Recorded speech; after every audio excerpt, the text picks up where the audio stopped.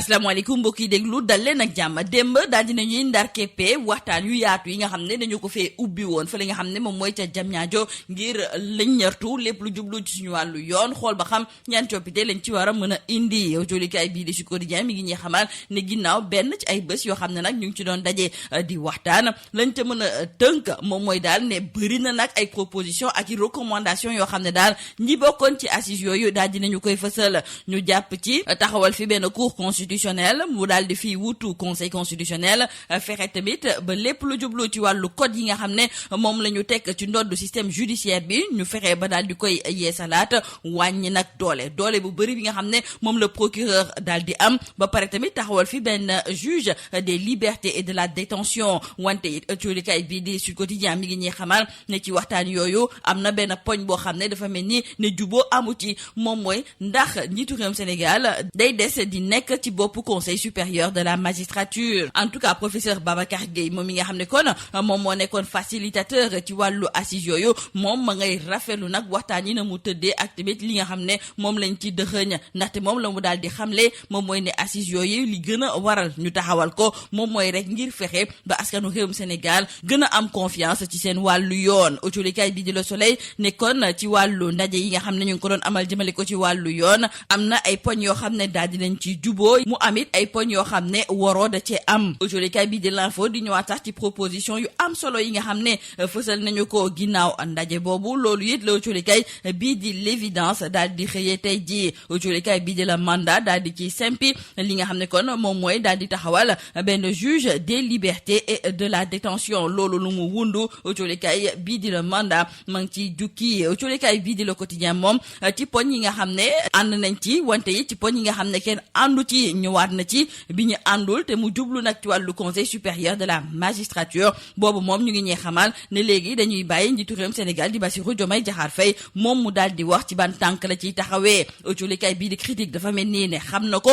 ndaxte ñoom la ñu gis moom mooy ne njiitu réew mi suñu maytuwulee dafa nar a gàntal nag siège bi nga xam ne moom la am ca conseil supérieur de la magistrature ndaxte nag buggul yàqal ñi nga xam ne ñoom ñooy magistrat yi seen liggéey. li am ba des autolikaay bii di Tribune moom la mu gis moom mooy ne lu bëri dina changer nag ci wàllu yoon wante daal nañu ko waxte déedéet lii nga xam ne tey jii moom la ñu proposé ginnaaw waxtaan ñu doon amal ca Diamniadio loolu moom njëkkoon nañ ko fee amal maanaam dañu koo def ba pare daal di koy dëxëñ denc ko ci biir tiroir yi. ñu dellu si waat ak autolikaay bii di Sud Quotidien wax nag ci mbirum parti démocratique sénégalais ndaxte fu mu nekk nii autolikaay bi la mu gis moom mooy ne Karim Meïssa Wade ndànk-ndànk daal ma ngay teg ay nitam ci biir parti boobu nga xam ne baayam bii di maître Abdoulaye Wade moom moo ko fi daal di taxawal. suñu natango yi nag teq si waxtaan ak professeur Serigne Thiam nekk ab jàngalekat ca faculté des sciences juridiques et politiques bu université Cheikh Anta Diop de Dakar moom muy gis ne Karim la mu tàmbali woon démb ak barke démb moo ngi koy yeggali ndànk-ndànk maanaam daal wuutu nag ki nga xam ne de moom mooy maître Abdoulaye Wade ci bopp parti démocratique sénégalais. bor bi nga xam ne nag ñii di kërub liggéeykaay yi yëngatu ci wàllu tasub xibaar amale nañu ko nag ci wàllu fiscalité tey jii moom la autolikaay bii di yor bi daal di xëyee ndaxte mi ngi ñuy xamal ne patron de presse yu bëri fu mu nekk nii nag ñi nga xam ne daal daan ñu woon fay lépp lu jublu ci seen wàllu fiscalité fi mu nekk nii ñu ngi ci ay jafe-jafe ku ci mel ni Madiambal Diagne war naa fay koppar gu toll ci 91 millions Maïmouna Ndour Faye lu weesu 45 millions Bougane Gueye Dany bu D-Média moom daal di ne xamle ne ñaari milliards yuñ koy fayloo loolu moom xalaatu kaa fay ndaxte nekkoon na loo xam ne nguur gi daf ko neenaloon temps yi Covid bi amee te nee na sax mbir yi daf koy yóbbu ci kanamu yoon. ñu des ak liggéeykat yi ndaxte tey jii autolikaay bii di Bës Bi Le Jour dafa def ab gëstu gu yaatu daal di leen koy jagleel rawatina nag salaire gi nga xam ne moom la ñuy am weer bu jot salaire goo xam ne fu mu nekk di daal amalatu leen njëriñ gu bëri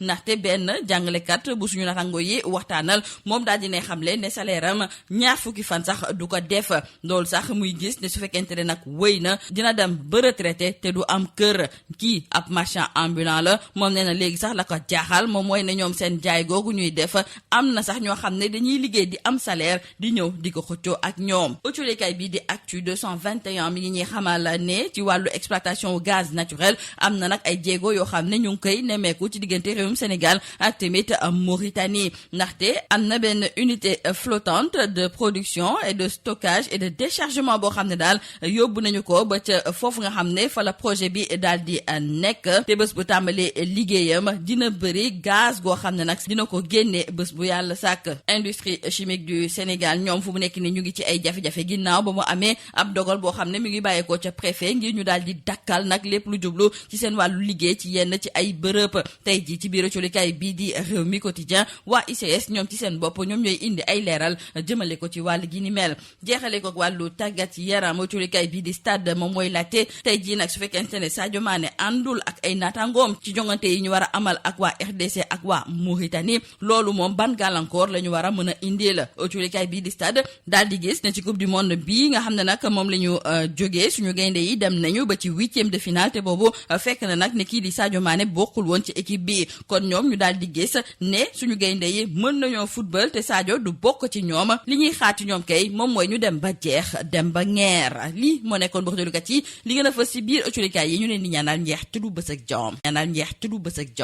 Mesdames et messieurs, bonjour. Dans Sud Quotidien, nos confrères reviennent sur les différentes recommandations issues des Assises nationales de la justice qui ont été clôturées hier après une semaine de travaux en commission. Et donc, retenons avec nos confrères du journal Sud Quotidien qu'il y a eu des réformes phares qui ont été recommandées par les Assises et notons entre autres l'institution d'une cour constitutionnelle, la réduction des pouvoirs du procureur, la mise en place d'un juge des libertés et de la détention. Cependant, nos confrères ont noté l'absence de consensus sur le retrait ou non de l'exécutif du Conseil supérieur de la magistrature. Le facilitateur de ces assises, le professeur Babacar Gueye, a exprimé toute sa satisfaction dans le journal Sud Quotidien. Il déclare que l'objectif final de ce dialogue était de réconcilier les Sénégalais. Dans les autres quotidiens, nos confrères reviennent également sur les recommandations à l'issue des assises de la justice. Nos confrères du quotidien Le Soleil nous parlent de consensus fort, mais aussi des désaccords. Pour nos confrères du journal L'Info, il y a eu des propositions révolutionnaires et nos confrères du journal L'Évidence d'ajouter qu'il y a aussi eu des propositions novatrices issues des assises de la justice. Nos confrères du journal Le Mandat nous citent entre autres la mise en place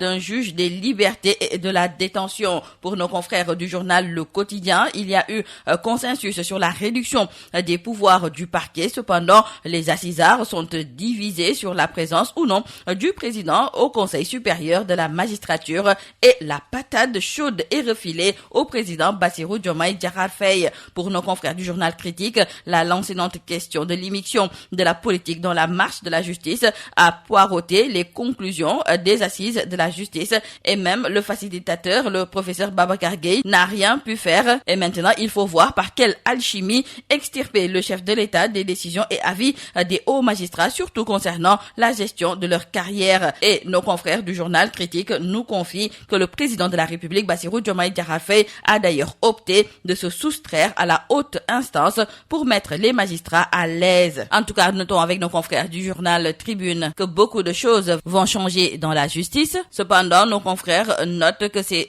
assises ont seulement servi à dépoussiérer les recommandations qui dorment dans les tiroirs. Parlons de la situation au niveau du Parti démocratique sénégalais avec nos confrères du journal Sud Quotidien qui nous font savoir que Karim Wade est à 2 doigts de la fin de son opération de conquête de la direction de la formation politique fondée par son père en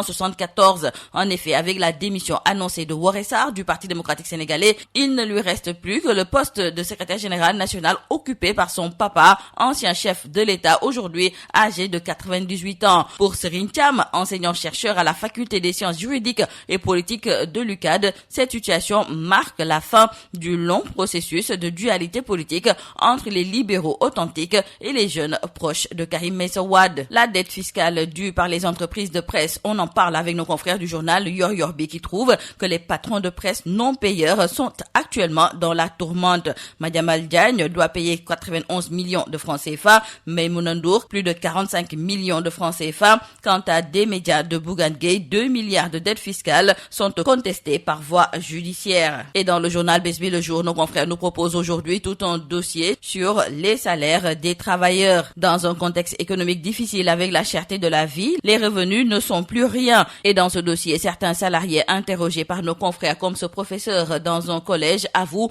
que son salaire finit en moins de 20 jours et à ce rythme, il risque d'aller à la retraite sans avoir un toit. Un marchand ambulant lui déclare que des salariés viennent parfois les concurrencer pour arrondir leur fin du mois. Exploitation du gaz naturel, il y a un grand pas entre la Mauritanie et le Sénégal Sénégal, nous disent nos confrères du journal Actu 221. En effet, l'industrie gazière sénégalaise vient de franchir une étape décisive avec l'arrivée de l'unité flottante de production, de stockage et de déchargement sur le site du projet Grand Tortue Ahmeyim, situé au large des côtes sénégalo-mauritaniennes, et il devrait traiter plus de 500 millions de pieds cubes standards de gaz par jour. Concernant le secteur minier, nos confrères du journal Rewmi Quotidien reviennent sur le blocage des sites d'extraction des ICS. L'arrêt des opérations de sondage minier des industries chimiques du Sénégal, c'est d'ailleurs une affaire qui défraie la chronique selon nos confrères du journal Rewmi Quotidien, qui nous indique à l'origine une différence d'appréciation du barème de compensation